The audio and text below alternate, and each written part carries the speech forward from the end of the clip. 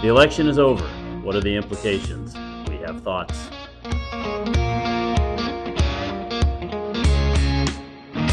We could write a country song if Aaron Tippin hadn't beaten us to it in the 1990s, the early 90s. Remember that song?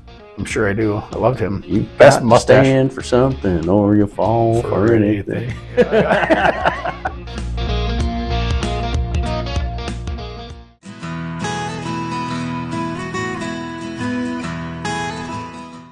A lot of that rally, I think, the day after the election was nothing to do with any of that policy or whatever, right? It was to do with the fact that, hey, it looks like we're not going to have a contested election. It looks like, we're going to know who's going to be president. All the fears that, of course, were baked into the market about potential contested election, civil Long drawn disturbance, any number of things that could have very realistically happened and that I myself was worried about were suddenly not likely to be an issue. I would argue that amazing. Coming up on a week with no strangeness. And I didn't think in the most optimistic scenario that we would have a good idea by, market open the day after the election, that it was going to be kind of clean and neat and decisive, right? I don't think anybody expected that, even in the most optimistic scenario, realistic scenario for either side, right? And so I would argue that run up in the stock market the day after the election had mostly to do with that probably, and less to do with whatever policies were going to be implemented and who specifically won the election.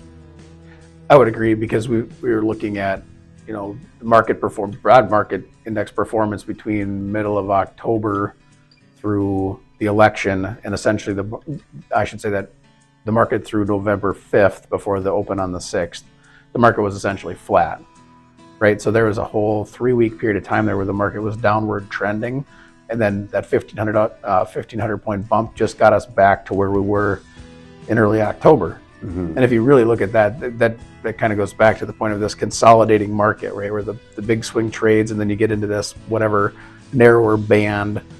It's forecasting that the energy is going to break out either positive, meaning market, pop, or market correction, just depending on the news. So it's not to say that whether Trump gets elected in the market, you get the Trump bump, they called it, the market goes up, or that Harris gets elected and the market drops. It's less about that. The uncertainty caused by this kind of contentious election will cause the market to move one way or the other. Once we have certainty around something, the market will move forward, right? Yeah. Just want to know whose rules we're playing by. I mean, it's baked into the market that interest rates are on their way down. And there's another quarter point cut, which I don't completely understand why we did that, but there's another quarter point cut. The Trump, quote unquote, Trump tax cuts from 2017 would still be in play through 2025, set to expire January 26.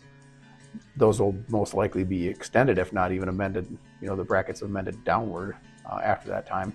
So just those kinds of things that we're like, whose rules are we playing by? Once we know whose rules we're playing by, well, then we can move forward, right? Business is not stupid. We know this. They're going to find a way, to make it work.